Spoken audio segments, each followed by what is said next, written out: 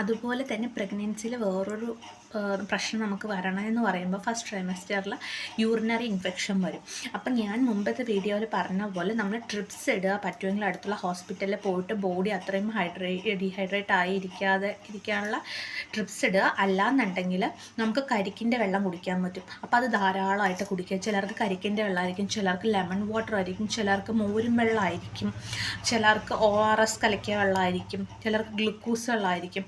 അപ്പം നമുക്ക് പറ്റുന്നത് ഏതാണോ അത് നമ്മൾ ചൂസ് ചെയ്യുക, ഫൈൻഡ് ഔട്ട് ചെയ്യുക, അത് നമ്മൾ കുടിക്കുക. ഓരോ ദിവസം വേണമെങ്കിൽ നമുക്ക് ചേഞ്ച് ചെയ്ത് കുടിക്കാം. കാരണം എന്താ വെച്ച് കഴിഞ്ഞാൽ നമുക്കിപ്പോൾ ഒന്ന് തന്നെ കുടിക്കുമ്പോൾ ചിലപ്പോൾ നമുക്ക് വൊമിറ്റ് ചെയ്യാൻ തോന്നുമായിരിക്കും. അപ്പോൾ നമ്മൾ ചേഞ്ച് ചെയ്ത് കുടിക്കുക. കാരണം വൺസ് ഇത് വന്നു കഴിഞ്ഞാൽ പിന്നെ അത് ഭയങ്കര പെയിൻഫുൾ ആയിട്ടുള്ള കാര്യമായിരിക്കും. കാരണം നമ്മൾ ഓൾറെഡി ആ ഒരു ഫസ്റ്റ് ട്രൈമസ്റ്ററിൽ ഭയങ്കര ടയേർഡ്നെസ്സും കാര്യങ്ങളുമാണ്. അതിൻ്റെ ഇടയിൽ കൂടെ ഇങ്ങനെ വരുമ്പോൾ നമ്മൾ കുറച്ചുകൂടെ വയ്യാതെയാവും. അപ്പോൾ ബെറ്റർ നമ്മളത് വരാതെ സൂക്ഷിക്കുക എന്നുള്ളതാണ്. അപ്പോൾ ഒന്നും ട്രിപ്സ് ഇടുക, അടുത്തുള്ള ഹോസ്പിറ്റലിൽ പോയിട്ട് ഡീഹൈഡ്രേറ്റ് ആകുമ്പോഴൊക്കെ പോയിടുക. അതുപോലെ തന്നെ ഇങ്ങനെയുള്ള വെള്ളം കുടിക്കുക. ഞാൻ ചെയ്തത് എന്താ വെച്ച് കഴിഞ്ഞാൽ എനിക്ക് ഇത്രയും വോമിറ്റിംഗ് ഉണ്ടാകുമ്പോൾ ഞാൻ കരിക്കിൻ്റെ വെള്ളം കുടിച്ചുകൊണ്ടിരുന്നത്. കാരണം എനിക്ക് സാധാ വെള്ളം കുടിക്കാൻ പറ്റത്തില്ല.